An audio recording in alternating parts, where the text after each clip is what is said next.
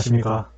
교통사고 실무TV입니다. 이번 사고는 시내버스가 정류장에 진입하여 승객이 하차하던 중에 사고가 발생했습니다. 버스 회사는 버스가 완전히 선 상태에서 승객이 하차하다가 미끄러졌기 때문에 버스가 잘못이 없다는 주장이고, 승객은 다쳤기 때문에 국민건강보험으로 치료를 받았습니다. 국민건강보험공단에서 버스 회사를 상대로 피해자의 치료비를 돌려달라고 구상금 청구 소송을 제기를 하였습니다. 궁금하시죠? 사고 영상부터 한번 보시죠.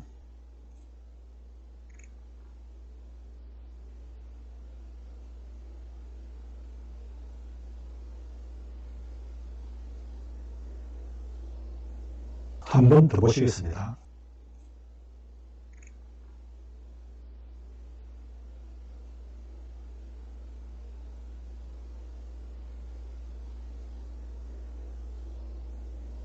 영상을 보실 때 영상의 쟁점 부분에 대한 포인트를 정해놓고 보시기를 추천드립니다. 하차 중 승객이 부상하였기 때문에 어느 시점에서 뒷선 강구가 열리는지, 또 초록색 박스는 차가 완전히 정지한 시점이 언제인지, 또 정지 이후에 차량의 움직임이 있는지를 확인을 하시고, 빨간 원은 승객이 어느 시점에서 하차를 시작했는지, 얼마 후에 바닥으로 미끄러져 전도됐는지 확인을 하시면서 영상을 보시기를 추천드립니다. 승무사원이 이렇게 뒷문 스위치를 작동을 하죠. 뒷문이 열리기 시작합니다. 뒷문이 완전히 열렸죠. 그 시각이 12시 49분 10초입니다. 이때 버스가 뒷문이 완전히 오픈될 때 버스는 정지를 한 상태입니다. 이때 피해자의 우산이 앞으로 쭉 내밀어지는 게 보이시죠? 그 이후에 다리가 뻗어지면서 이렇게 엉덩방아를 찍습니다. 이 일련의 과정 중에 버스가 움직이거나 승객이 다치는데 기여한 부분이 있는지 확인을 하시기 바랍니다. 버스는 전혀 움직이지 않고 완전히 정차 상태죠. 진행 과정은 버스 회사는 버스가 완전히 정지 상태에서 승객이 하차하다가 부주의로 미끄러져서 다쳤기 때문에 교통사고가 아니라 치료를 시켜줄 수 없다는 입장입니다. 다툼이 생기자 경찰에 신고가 되었는데, 경찰에서는 버스에게도 잘못이 있다고 판단하여 스티커를 발급을 했고, 운전선무사원은 경찰에서 발급한 스티커는 당연히 내야 된다고 생각을 하여 회사와 적극적으로 상의하지 않고 범칙금을 납부하였습니다. 부상한 승객은 사고에 대한 결론이 나지 않으니까 건강보험으로 치료를 하였습니다. 건강보험공단에서는 버스 회사를 상대로 구상금 청구 소송을 제기를 하였습니다. 그 근거로는 불기소 결정서의 범죄 사실 내용, 피해자가 작성한 공단 양식의 상해 발생 경위 확인서고, 공단에서 영상을 분석해본 결과 버스가 정류소에 정차 전에 개문한 채 주행했고, 이로 인해서 사고가 발생했기 때문에 버스 회사에서 책임이 있다는 판단에 의해서 소송을 제기를 하였습니다. 건강보험공단이 버스 승무사원과 버스 회사를 상대로 소송을 제기를 하였습니다. 청구 원인은 버스가 정류장에 진입하던 중에 정차하기 전에 개문하여 주행하다가 정차하여 그 반동으로 빗물로 인하여 미끄러진 바닥의 버스 출구 문 앞에서 오른손은 우측에 있는 안전봉을 잡고 왼손은 출구 가운데에 있는 안전쇠봉을 우상과 같이 잡고 서 있었다는 겁니다. 이 부분이 상당히 쟁점이 될 수 있습니다. 또 피해자가 이렇게 양손으로 잡고 있음에도 불구하고 피해자가 무게중심을 잃고 넘어지면서 미끄러져 버스 밖으로 떨어졌다는 주장입니다. 또 공단에서 영상 분석한 내용을 근거로 버스에게도 책임이 있다고 판단을 하였습니다. 또 도로교통법에 의한 안전운전 의무와 39조의 승하차하는 승객에 대한 업무상 주의 의무 사항을 게을리했기 때문에 이건 사고가 발생했다고 보고, 또 민법 750조 불법 행위와 회사의 사용자 배상 책임, 또 자동차 손해배상보장법 3조에 의해서 피해자가 입은 손해를 버스회사가 배상할 책임이 있다는 근거를 가지고 주장을 하였습니다. 상해 발생 경위서는 피해자가 작성한 겁니다. 불기소 결정서의 범죄 사실 내용은 버스 승무사원이 업무상 주의 의무를 게을리했기 때문에 피해자가 다쳤다고 판단하여 교통사고로 입건하여 종결하였습니다. 교통사고 사실 확인원에도 버스 승무사원이 가해자로 결정이 되었습니다. 원고 측의 소장 내용에 따르면 피고 주장의 요지는 승객 본인의 잘못으로 발을 헛디뎌 넘어져 부상을 입었다는 주장을 한다고 하였습니다. 피고의 주장에 대해서 원고 측에서는 동영상을 분석한 내용을 가지고 주장을 하였는데 승무사원이 뒷문 개방 스위치를 작동을 시키는 게 공구초라는 이야기입니다. 또 원고 측은 정류소 옆에 세워져 있는 배너 거치대를 기준으로 영상을 분석하였습니다. 10초에는 버스가 운행 상태임을 주장을 합니다. 11초에도 역시 버스가 움직인다고 주장을 하고 이 움직임에 의해서 피해자가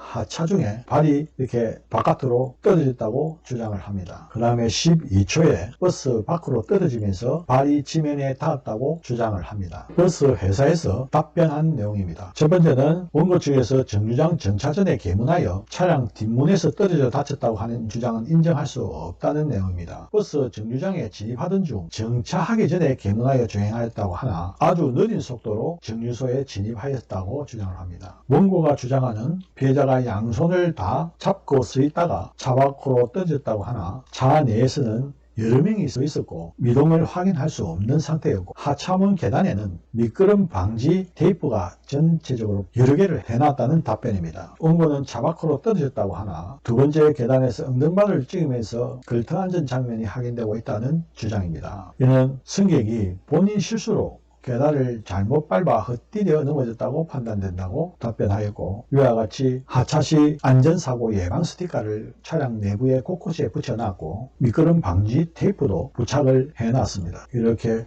각 계단마다 미끄럼 방지 발판이 설치가 되어 있습니다. 또 차 내 사고 예방을 위한 안내 부착물이 이렇게 많이 붙어 있습니다. 하차문 좌우측 기둥에도 이렇게 안내 스티커가 많이 붙어 있다는 것을 확인할 수 있습니다. 1차 답변서를 내고 제게 자문과 분석 의뢰를 해서 사고 영상을 분석해보니 원고의 일방적인 주장임을 확인을 하여서 사고 분석에 의해서 추가 답변서를 작성을 하였습니다. 청구 원인에 대한 답변은 피해자의 전적인 과실 및 피고들의 면책을 주장하였고 그 내용으로는 원고 측이 주장하는 도로교통법 39조 3항 하차 중 주의 의무에 대해서는 버스에서 타고 내리던 중 발생하는 모든 경우에 대해 주의 의무를 요구하는 것이 아니라 운전 중과 승객의 추락 방지 의무가 부합되는 사고가 발생했을 경우에 주의 의무를 다하지 못하면 책임이 있다 하는 것이지 이 건은 버스가 정지한 상태에서 하차하던 피해자가 미끄러진 것이 명백하므로 원고의 주장은 받아들일 수 없다는 답변을 하였고 버스는 정방향으로 운행하고 피해자는 횡방향으로 하차를 합니다. 그래서 버스가 횡방향으로 움직이는 피해자가 다치게 하는데 기여할 수 없는 물리적인 현상이 있고 동영상 분석에 의하면 손잡이 흔들림이 정방향으로 미세하게 흔들릴 뿐이고 횡방향으로는 심한 흔들림을 발견할 수 없다고 주장하였습니다. 동영상 분석에 의하면 승강구가 완전 개폐되기 1초 전에 버스는 이미 정지하였고 통상 하차할 때 승강구가 개방된 것을 인지하고 반응하는데 최소 1초가 소요되며 1초 후에 하차를 시작하게 되며 정상적인 신체를 가진 성인이 하차하는 데 소요되는 시간을 감안하면 버스가 피해자를 미끄러지게 한 것이 아니라 피해자가 미끄러지는데 버스 승강구 문이 열려 그 틈으로 미끄러진 것이라고 답변을 하였습니다. 동영상은 프레임별로 녹화가 되기 때문에 원고는 1초의 4프레임 중에 한 프레임의 유리한 부분만 치사 선택해서 주장을 한 것이지 이거는 전체적인 사고 내용과 맞지 않다는 답변을 하였습니다. 그리고 공단과 피해자는 공동 이익을 가진 자들이며 원고의 요구로 피해자가 작성한 상해 발생 경위 확인서는 신뢰할 수 없다는 답변을 하였습니다. 추가 허점으로는 이 사고의 동영상 분석에 의한 원피고 간 주장 비교를 표를 만들었습니다. 원고 측에서는 9초에 버스가 승강구 개방 스위치를 작동하였고 이거는 피고도 똑같은 입장이지만 개방 스위치를 작동해가지고 문이 완전히 열리는 데까지 2초 정도가 소요된다고 실측을 하여 확인을 하였습니다. 또 10초에 원고들은 운행 상태라고 주장을 하였지만 피고는 정지했다고 주장을 합니다. 또 11초는 버스가 아직 움직이고 있고 피해자의 발이 공중에 떠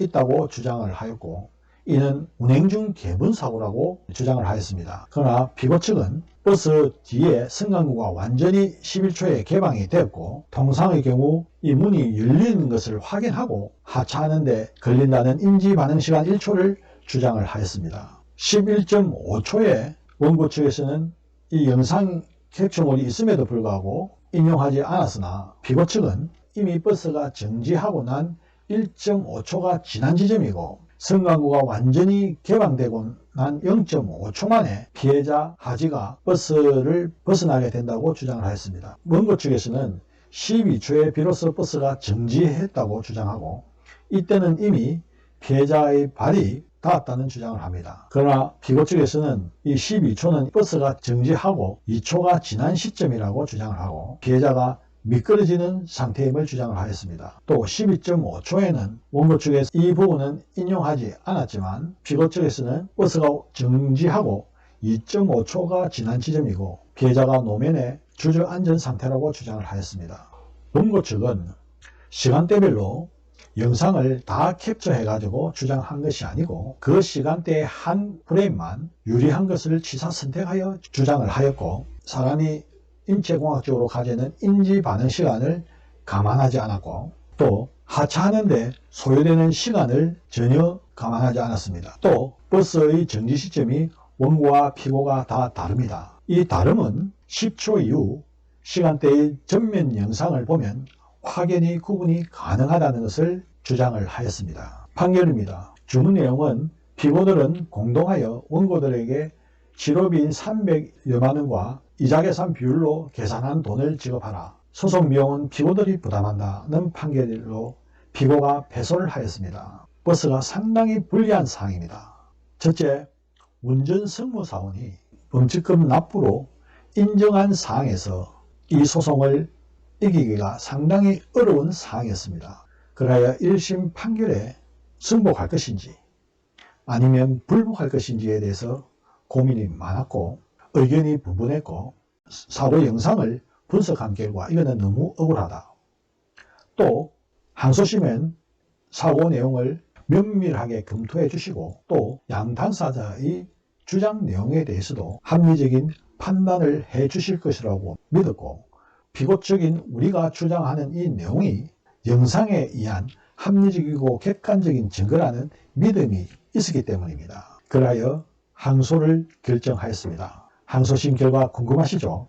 1심 내용의 설명이 너무 길어 항소심은 2부로 돌리겠습니다. 2부에서 뵙겠습니다.